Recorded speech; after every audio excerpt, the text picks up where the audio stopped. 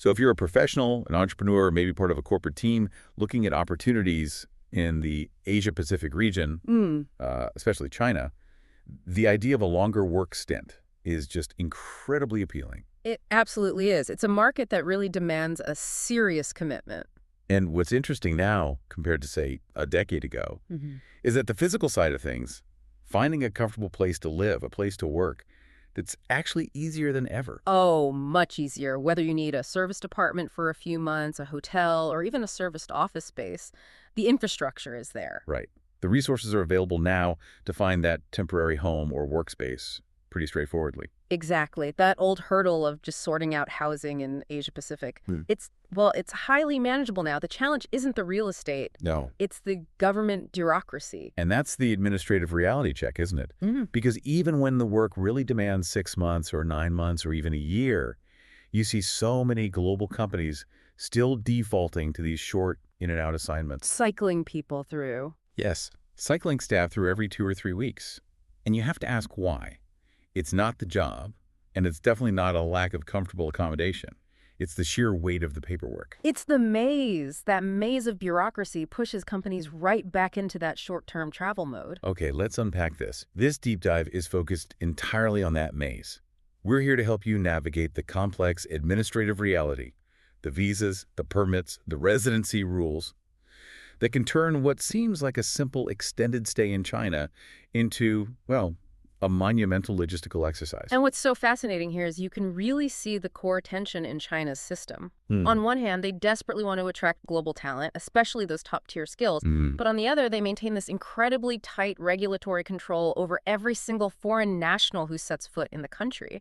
If you're even considering working in the Asia-Pacific region, understanding these tiers and timelines is absolutely essential. Let's start at the very beginning then, the first step that seems to trip up so many people, even for a brief trip. The visa puzzle. It's all about purpose. The Chinese government is very, very clear on this. You must enter the country on the visa that exactly matches what you plan to do there. So for most of our listeners, professionals, corporate teams, they're probably looking at 2 main categories for just a short visit. First, you have the M visa. Right. The M visa is for commercial and trade activities. Think meetings, negotiations, general business travel. But, this is key, it does not involve getting paid by a Chinese company. And employment. Not employment. And then you have the L visa, which is purely for tourism. You cannot mix them up. You absolutely cannot. You must internalize this right now. An L visa is not for M visa activities, not even for a quick meeting to check on a business partner. Misrepresenting your purpose, even for a day or two, can cause serious problems later if you try to apply for something longer. That distinction is so crucial. But then it gets even denser. We hear about all these other short-term visas, like the Q2 and the S2 for family visits. Right, and it depends on whether the relative is a Chinese citizen or a foreigner already working there. And there's also an X2 for short-term study. It's a lot of codes to remember just for a temporary stay. It is a lot, and that density is, I think, a deliberate part of the control mechanism. But the most important takeaway from that list is that all of those short-term visas, the Q2, S2, X2, they are all capped at 180 days. They are fundamentally different from their long-term counterparts, the Q1 and S1, which are for stays that exceed 180 days. Wait, so hang on. If I enter on a Q2 to visit my cousin, and then my company suddenly decides they need me to stay for, say, 8 months, I can't just easily switch over to a Q1. That's the friction point. That is the exact problem. Applying for the correct category up front is the single best thing you can do to avoid a complex, often impossible, and very expensive process of trying to change your status mid-stay. You might have to leave the country. You might find yourself having to fly out of the country just to reapply for the correct longer-term visa from scratch. Okay, so let's move past these short-term visits and tackle the real complexity here. Actually getting the right to work legally in the country. This means we're talking about the Z visa.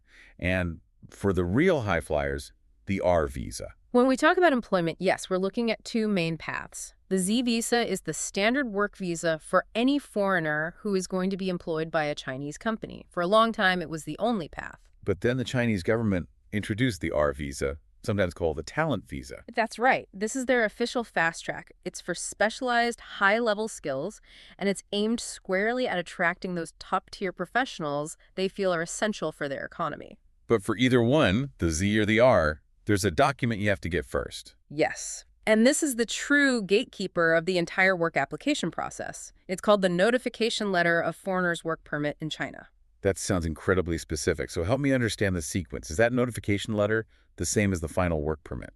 Or the visa itself? No, and this is where clarity is so important. Think of it like this. The notification letter is step 0. Step 0. Your new employer in China applies for this letter online before you even think about applying for your visa. It's the government giving a preliminary green light saying, yes, we approve of this job and this specific applicant. So if my company hasn't secured that letter for me, I can't even go to the Chinese embassy in my home country to apply for the Z or R visa. Precisely. Without that official government notification letter, the Z or R visa, which you need to physically enter China for work, it will not be issued.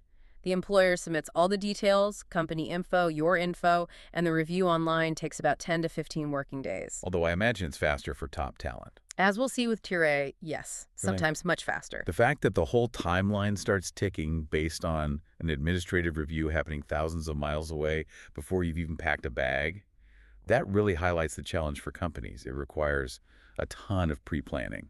It does. I will say the system has gotten a bit better. The Unified Work Permit system has reduced some of the historical mountains of paperwork. That's good to hear. But the sequential nature, that remains absolute. You must get the authorization first, then the entry visa, and then you get the final local permits once you land. Speaking of landing, Yeah. so you've got your Z visa, you've landed, you're settling into your service department. Here's where it gets, I think, really interesting, because there is another clock that starts ticking immediately, and missing this one leads directly to fines. This is the one. This is the mandatory step that catches almost every newcomer, no matter how well they've planned. The temporary residence registration. And it has to be done within 24 hours of arriving at your accommodation. 24 hours. That Yeah. seems like overkill, especially after a long international flight. Why is the Public Security Bureau, the PSB, so obsessed with knowing exactly where every foreigner is staying? It's a mechanism of population control and tracking. It's quite common in highly controlled nations. They want an accurate, immediate record of every foreign national's residence, and it applies whether you're there for a weekend or for 3 years. And how it works depends on where you're staying, right? It does. If you're in a major hotel or a service apartment complex that operates like a hotel, you're usually fine. They handle the registration for you automatically at check-in when they scan your passport. That's the easy path. But if you rent an apartment privately, or you're crashing with friends or family, Then the burden is 100% on you. You have to find the local police station that covers your specific address, go there in person, present your passport and visa, and fill out the registration form, all within that 24-hour window of first walking into that residence. and the consequences are real. This isn't just a friendly reminder if you miss the deadline. No, it is not. Failing to register can lead to a formal warning, and more often a fine of up to 2,000 RMB, which is about 274 US dollars. That might not sound ruinous. But the real issue isn't the money. It's the black mark on your record. If you're later applying for a visa extension or trying to switch permits, having missed that 24-hour deadline will create significant problems and delays. It's a tiny step that prevents huge friction later on. That perfectly illustrates why companies might just prefer short stints.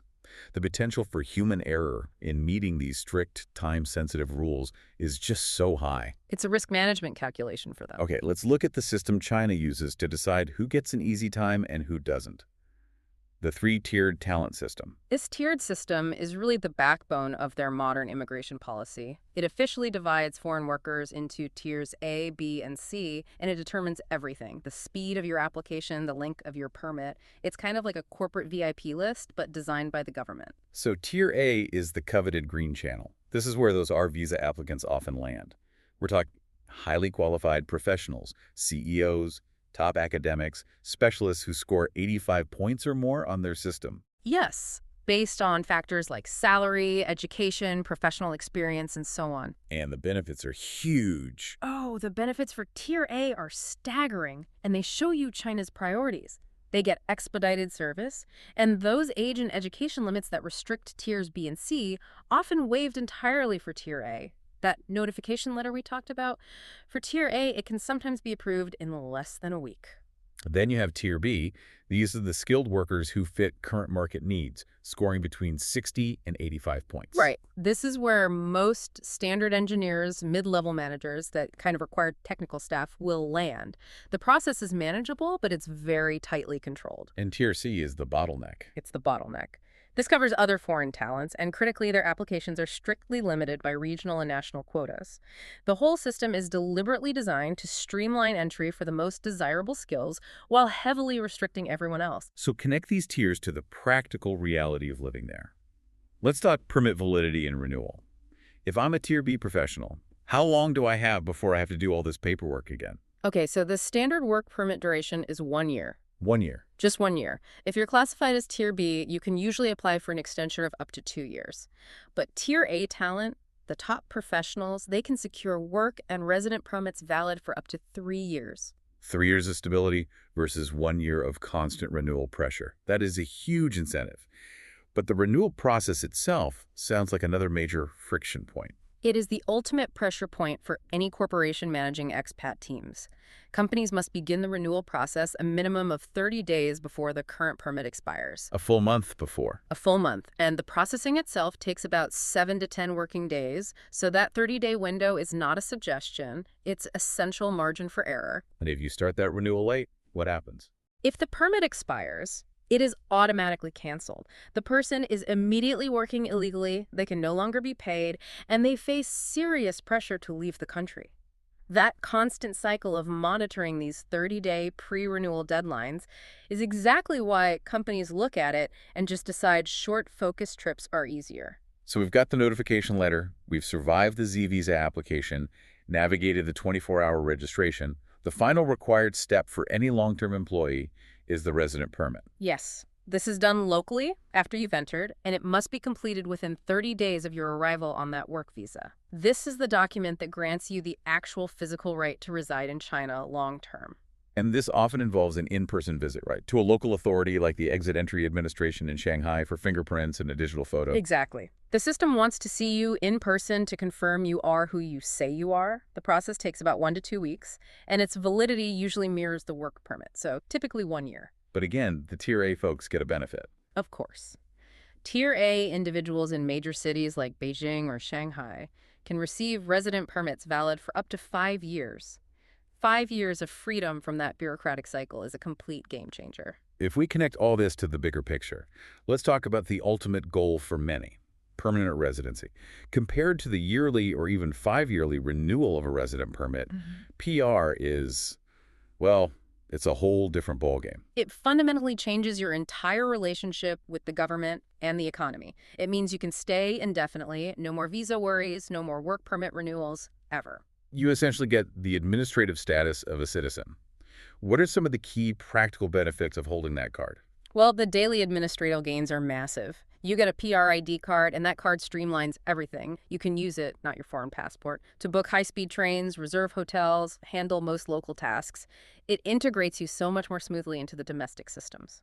And for entrepreneurs or investors, what does PR enable on the business side? It simplifies business access significantly. You can set up a company with far less complicated procedures. And crucially, some regulations even allow PR holders to use their intellectual property as investment capital, Wow. which is a major advantage for tech professionals or innovators. And for families, it guarantees easy access to compulsory local education for their children. It really is the key to a truly settled life there. So what does this all mean? We started by saying that finding a great extended stay apartment is actually pretty easy now. Yeah. But the core takeaway for you, the listener, is clear. China actively seeks global talent, but the administrative reality, the strict requirements, the unforgiving deadlines like the 24-hour registration, the 30-day resident permit application, the 30-day pre-renewal window, it all makes long-term relocations vastly more complex for companies than just managing short trips. The complexity of the permits is the deciding factor in corporate strategy. While that door is wide open for anyone who qualifies as Tier A, the friction points for Tiers B and C are just enough to make companies really hesitate. Understanding the system is the key to successfully navigating any extended stay in the Asia-Pacific market. This raises a really important question then. Given the extremely clear administrative pathways and the huge benefits offered to Tier A talent and permanent residents, is this whole intricate system primarily a sophisticated filtering mechanism, one designed not just to control the labor market, but to systematically welcome only the most desirable global skills, while actively discouraging the administrative hassle for everyone else. That is something for you to mull or explore on your own.